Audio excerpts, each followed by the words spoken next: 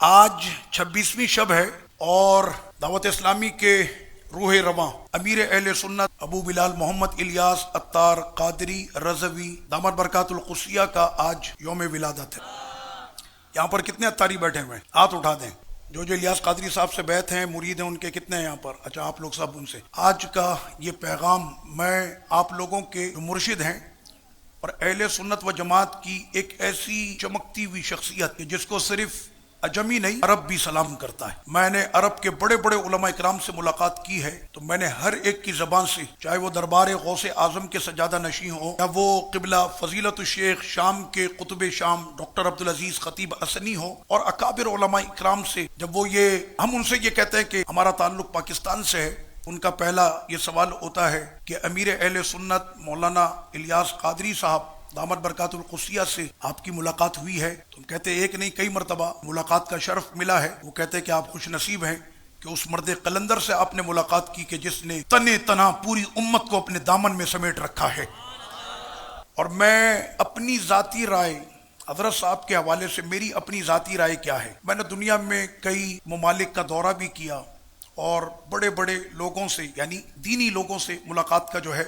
مجھے شرف ملا ہے۔ میں نے ایک چیز جو دیکھی ان میں کہ ان کے قول اور فعل میں تضاد نہ رہا۔ انہوں نے جب سادگی کو اختیار کیا اور عملی طور پر جب اپنی زندگی کو اس پیرائے میں ڈھال کر انہوں نے دکھایا ہے تو آج لاکھوں نہیں کروڑوں دلوں کی دھڑکن الیاس قادری ہے۔ وجہ اس کی یہ ہے کہ قوم یہ دیکھتی ہے کہ اس نے جو کہا تھا کیا یہ اپنے کہنے پر قائم رہا۔ وہ مرد قلندر کے جس نے جو کہا تھا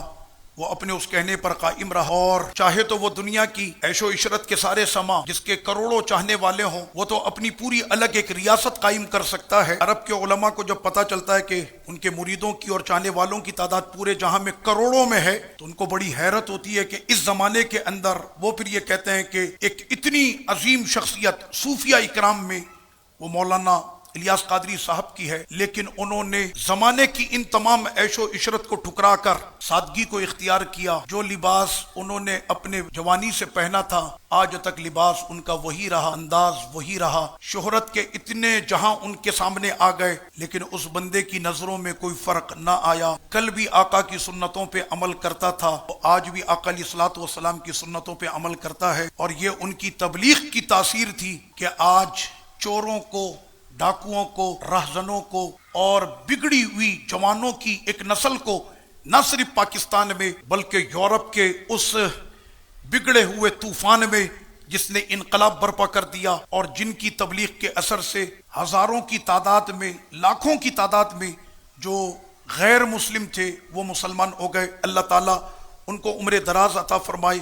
اور اہل سنت و جماعت پر ان کا سایہ رب کریم ہمیشہ سلامت رکھے، اور اسی طرح سے ان کا یہ صحرا اور یہ دین کی دعوت کا جو بیڑا ہے وہ ہمیشہ اسی طرح سے گامزن رہے، اور ہم ان کے ساتھ ایز اے خادم ہمیشہ دین متین کی خدمت اور اہل سنت و جماعت کی ترویج و اشاعت میں رب کریم ہمیں بھی حصہ ملانے کی توفیق عطا فرمائے۔